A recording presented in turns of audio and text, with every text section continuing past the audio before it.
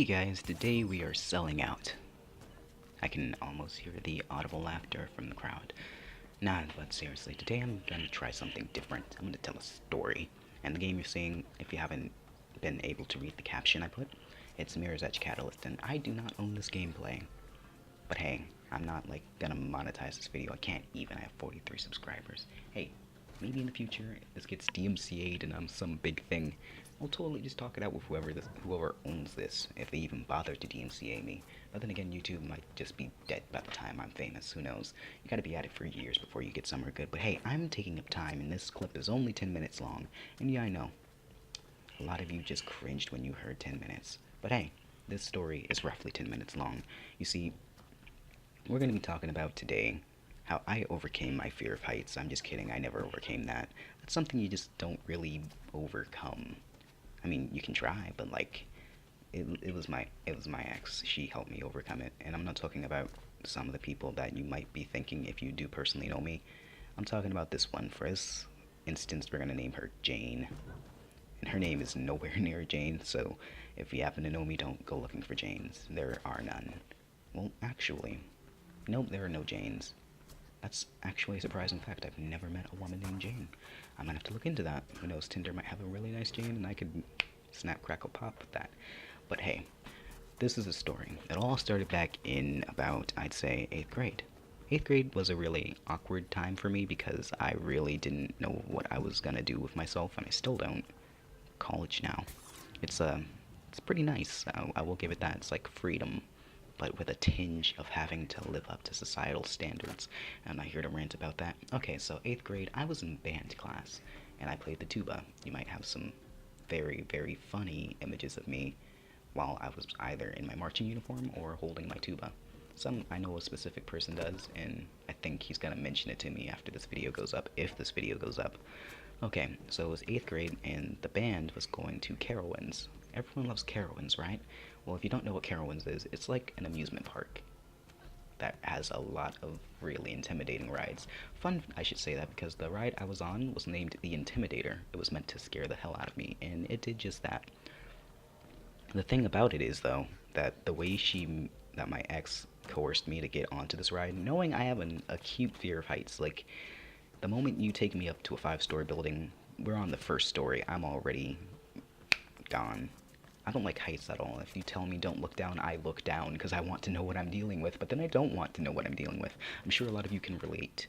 But my ex told me, she's like, Elias, let's go ride the Intimidator. And then my boy Savion, the Afro boy, he was just not having it. I told him I've never been on a roller coaster, and he's like, oh boy, we gotta put him on the Fury. If you don't know what the Fury is, it's not Mr. the True Fury. It's actually a roller coaster, the most intimidating one there. Now, I know what you're thinking. Isn't the Intimidator the most intimidating? No, it's the second most intimidating. The Fury 325, I don't know if I got the number right, is actually pretty annoying and scary at the same time. Not only does it go all the way around the park, so when you're sitting outside waiting for the rest of your school to come in, you get to see people going past you, and you hope no one drops their phone or gets a Pikachu eating a sandwich, and my stomach's growling. Oh boy. So, Savion and Jane were all in on the thing, and they were not having me being scared. They were thinking, hey, let's put him on the Fury. Let's overcome this fear of height. It's gonna be lit. They just wanted to see me pass out and or piss my pants. I can't guarantee that I did either of those things, or that I didn't do either of those things. I'm just saying. So we get on the bus, and on the way there, I'm like starting to freak out because I know exactly what their plan is. I've seen like photos of first person, I've seen GoPros on the Giga coasters like the Fury and the Intimidator, and let me tell you, if I was on the Fury, spoiler warning, I never got on the Fury. It was not in my nature to ever do that. But if I got on it, I'd probably cry and pee my pants and or shit myself. Or all of the above.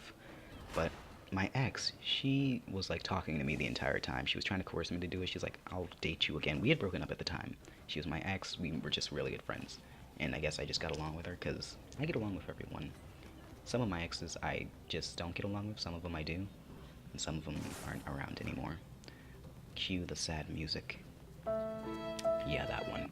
Anyway, she started talking to me, trying to get me to go on the ride, and unfortunately, I am a complete sucker because she was well endowed at least, and I was hormonal. It was 8th grade.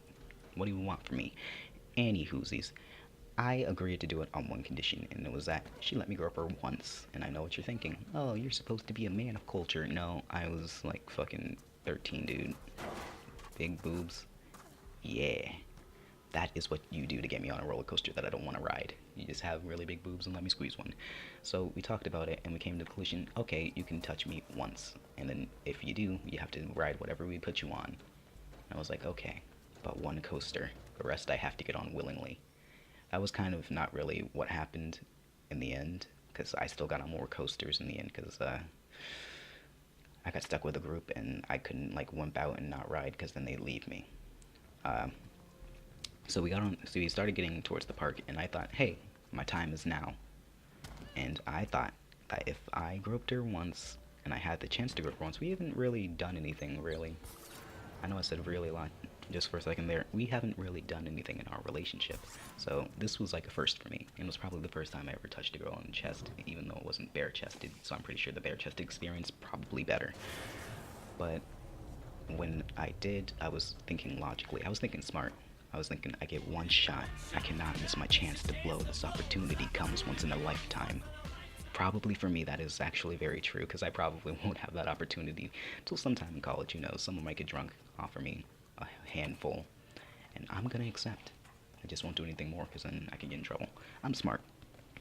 Anyway, so I thought to myself, one chance, one shot, both hands.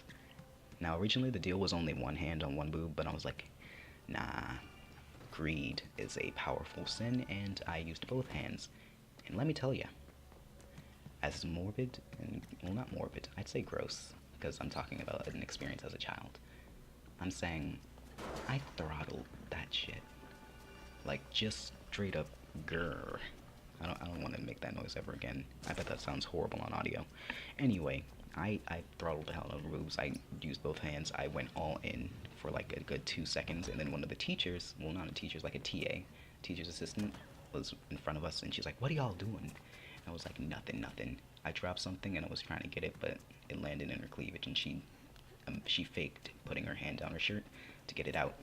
And then when I got to the park, oh boy, I did not feel like that deal was worth it anymore. My ex was a double D, and she did not. The deal was not worth it.